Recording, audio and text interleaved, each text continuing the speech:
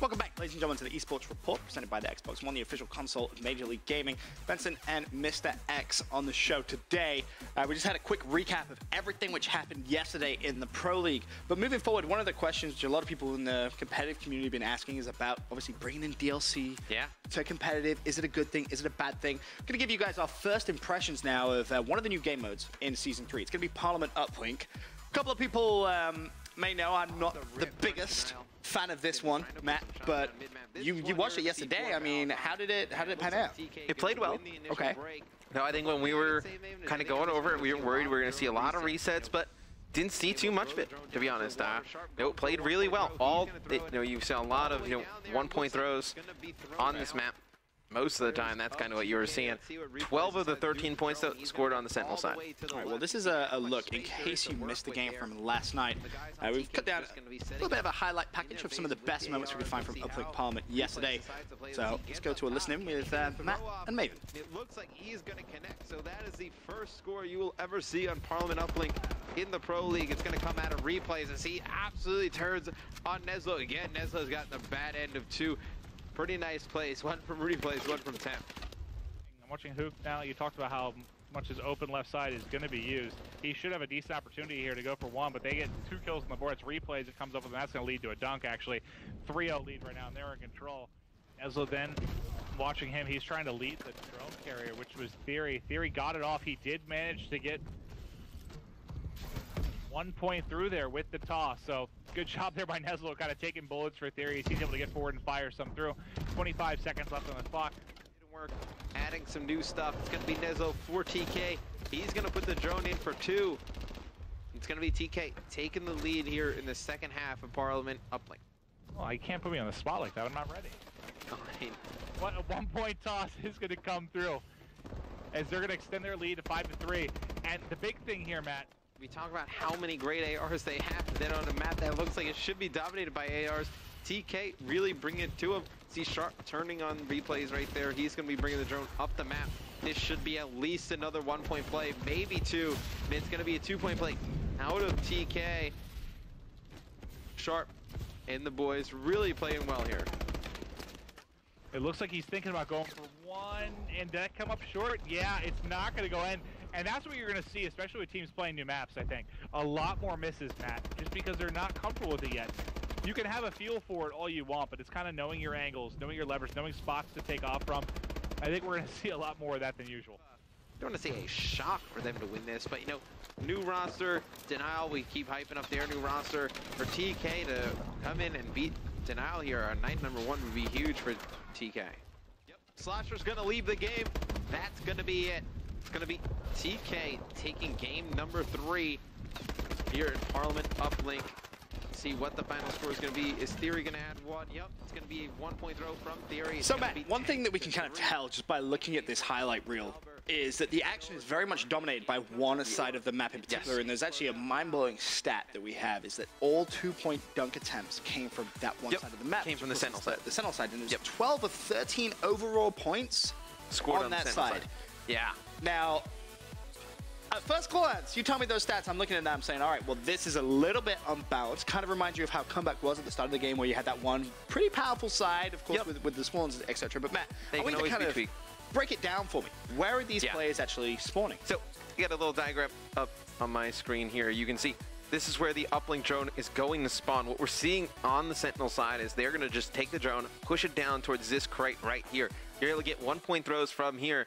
And also, just marked in red, these are the 2 spawns for the red team, the Atlas. So I'm going to mark 1 here, 2 here. These are the first 2 spawns that they can possibly get. You know, when nobody's in their base, those are spawns they're going to get consistently. As soon as a player, though, pushes up into this blue square, though, for the Sentinel team, they are going to get this spawn right here. And this is so difficult because you really only have 1 alley through the back of here. So we saw replays a lot of the time last night. You know, he would get set up in the back of the Atlas base. He would set up, you know, right in this back area. Now Matt, he was able to get on a head glitch and just this is that blue. This is that blue square that you had highlighted that I'm currently just kind of roaming around. You can see just how kind of lethal it is. It's very easy to get a 1-point throw. Well, it's easy to get a 2-point play. You can hide in there, gain health, and then push through. And then if you go forward, just like that. Yep. If you go forward to that box right there to your right, you can see you can look just straight across to the left. No. Angle it to the left right there. Yep, that is the hallway I was talking about with that third spawn. Really? So you can get on a head glitch with an AR. This is that hallway that I'm talking about right here. So that player has to come out through here. This is the box I highlighted that Ben was just behind. Replays cause a ton of damage right there for Denial. Though he was able to get a spawn kill for a little bit. Denial wasn't able to take full advantage of it, but nope. That Sentinel spot, you know, you can cause lots of chaos. Now, Matt, if you get this kind of down low corridor spawn, what is the game plan? Is it kind of like a wrap back and try and pray, or is there a way possibly to try and overextend? So it's interesting, you know, from what we saw last night, we didn't see a lot of it. We saw players just trying to force through in the back here for the Atlas team. Okay. What I think you're going to start to see more is at least one player maybe going on the overextension, because we didn't see that at all. You don't know where these players are going to spawn. If you block this, they probably still spawn down here, to be quite honest with you. But if they block this, let's say, and then you're able to get the drone, you can just toss it in. I mean, there are huge barriers in the back right here that can bank off. You can just kind of throw it to that player as a pass and try and get those 2-point scores that way. So I think that's probably how we're going to see the Atlas team have to play it. Oh, maybe wow, yeah, wrap all the way through. Completely right. There is. Yeah, no, those are huge walls. Yeah, you can't really even bounce it over those walls, to be honest, from a distance.